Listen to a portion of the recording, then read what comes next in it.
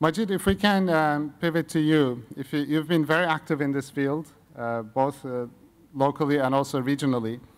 And you proposed a Marshall Plan, and you have been the architect of the Arab Stabilization Plan. If you can give us your perspective from the regional viewpoint, please. Sure, thank you very much. It's great to be here. From a business perspective, as the Crescent Group, we're a family business group, 45 years old now, headquartered in the UAE, and focused on the infrastructure space in countries like Iraq and Egypt as well. In each of those countries over the last 7 years, we've invested over $2 billion in the infrastructure space, from the extractive industries, processing, pipelines, power station construction, into port management and logistics. Looking at our region overall, first of all, I think we need to ask ourselves why this is important. And we heard the deficit, and we're spending 5% of GDP compared to 15% in China, and about 10% on average in most of the rest of the world, the developing world certainly. And why is that important? That's important because, in my view, that's why China hasn't had another Tiananmen Square, and that's why we're going to keep having Tahrir squares. And the youth unemployment challenge, which is the #1 risk as defined for our region, is caused partly by rigid labor markets and education systems that are out of date, which are being well addressed in other sessions at the summit. But first and foremost, caused by inadequate growth and inadequate investment. And traditionally, the economic models in many countries in this region, have been socialist, state-centric models, and government expenditure has been completely eaten up historically in countries like Egypt on recurrent expenditure. Salaries, public sector salaries, subsidies, energy subsidies alone eat up $200 to $300 billion a year in this region, more than half the energy subsidies in the world, which is really a lost opportunity, and debt servicing, leaving very little left for investment. And as was mentioned, the government has been relied upon traditionally as the main source of investment, and that's starting to change now, and Jordan has led the way with public-private partnership legislation and implementation capacity in the government. But it's the exception that proves the rule, and we need to really expand that know-how across the region. We need to talk about, apart from the economic model, we can't ignore the politics. Conflicts rage in the region, and international trust between governments in the region, I would say, is at the lowest level ever. And that is an obstacle to cross-border investments and the type of multilateral cooperation that we talked about and that we said we need. And we can't ignore that fact. The other challenges that we have in the region, the oil sector is distortive because it's a huge part of GDP and income, but it's a very low part of employment generation. And we have a concentration of capital. So there's a lot of capital in the governments in the GCC states, but they're a minority of the population. And the major infrastructure investment requirements, or the deficit in infrastructure spending, is in other countries in the region. So how to unlock that and get it redirected to where it's needed. And the third challenge, of course, is the know-how. We don't have in the region, by and large, that level of know-how. It is available in West and Western institutions, but marrying the know-how from the international community to the capital in the West is, I think, the challenge.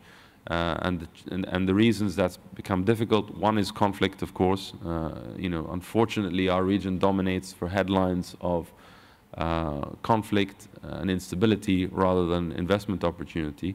And the second is the sense that it's not a poor region.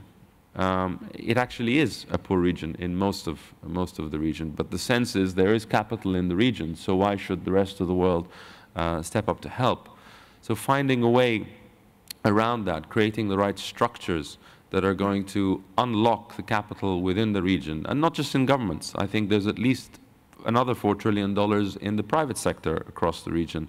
But capital is a coward, as Mr. Hani said, when you've got not just the conflict, but regulatory obstacles it needs to be married somehow with the government funds and multilateral structures that will give confidence and unlock the capital.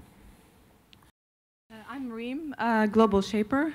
You know, infrastructure development investment in the region, and particularly in poor and fragile countries, are usually reliant on grant schemes or loans from the World Bank and such organizations.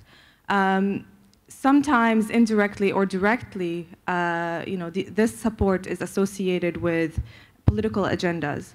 Right now, we're seeing new players coming on board, like China's Asian Infrastructure Investment Bank. We see some countries in the region joining this bank. So how would this impact the region? And what would the role of Western countries be like in the short to long term? Majid? That's an excellent point. It was actually the next one I was going to make, so you made it for me.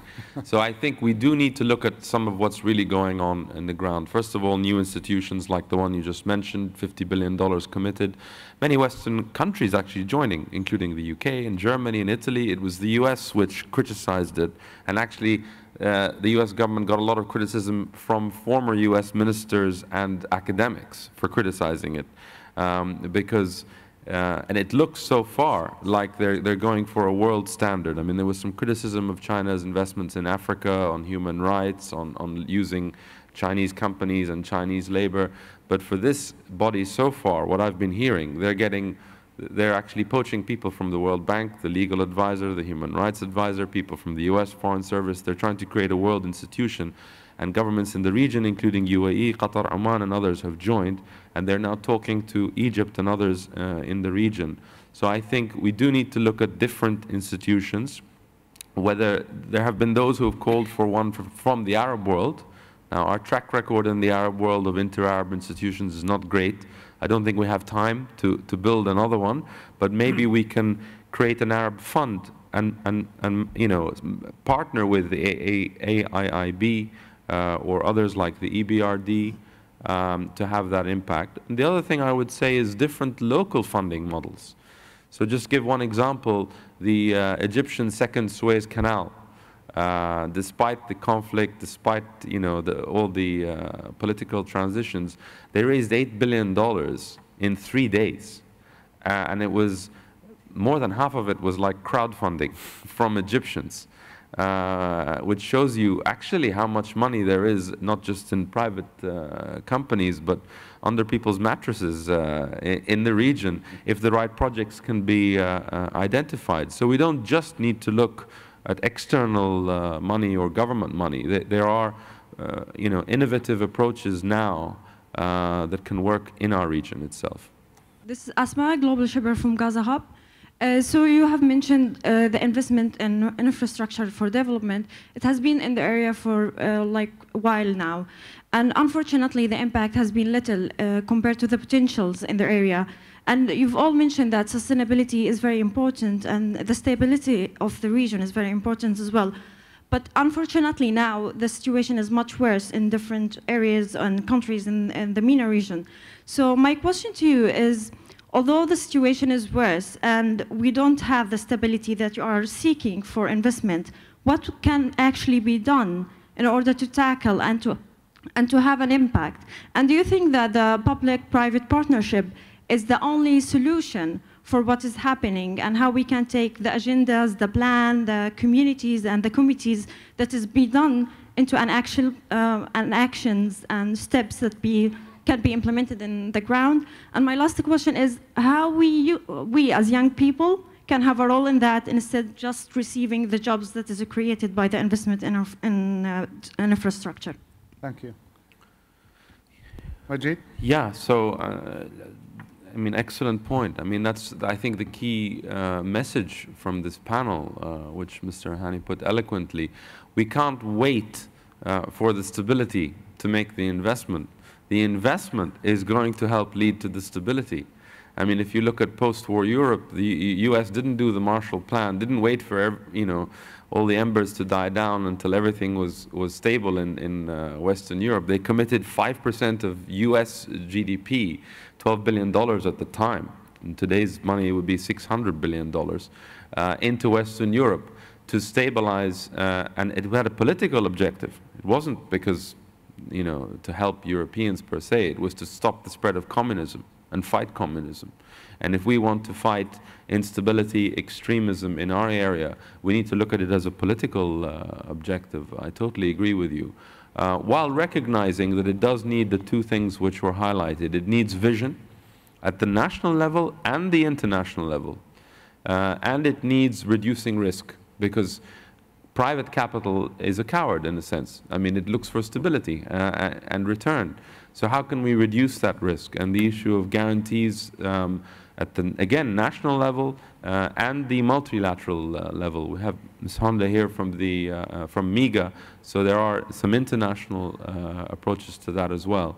But we do need to drive the agenda forward while dealing with the political and conflict issues. Because if we wait, you know, it's like a forest on fire, and the fires are all over the forest in the Middle East. If we just keep going and trying to put out the forest fires without addressing the guy who's starting them all, we're never going to succeed. Very much. I sit on an advisory board on IDB, Islamic Development Bank, and I know they're very active on infrastructure since a very long time, and raising an additional fund on that. And hence, you know, I would recommend that anybody who is seeking Islamic product to go and approach them at this moment. I come from Oman, from an Oman investment fund. I'm a chief executive, and I wanted to assure Terry that capital is available regionally to invest in infrastructure projects. The fact of the matter is that Oman has been at the forefront in terms of utility, public-private initiatives, and we are seeking now to expand on those. So I would appreciate if the panel could comment on the Canadian infra project that Terry have alluded to, and what Jafar have alluded to as well in terms of the Jordanian legislative act that have come in this country. If you could, I'd be appreciative. Sure. See, I'm not from Jordan, I don't know the details, but what I do understand is probably in the region, best in class in terms of government capacity for managing and implementing such investments and legislation.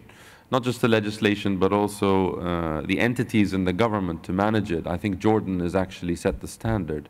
The airport that you all arrived at is an example of that, which was a public-private partnership, very successful model. So I think that kind of learning can be expanded across the region.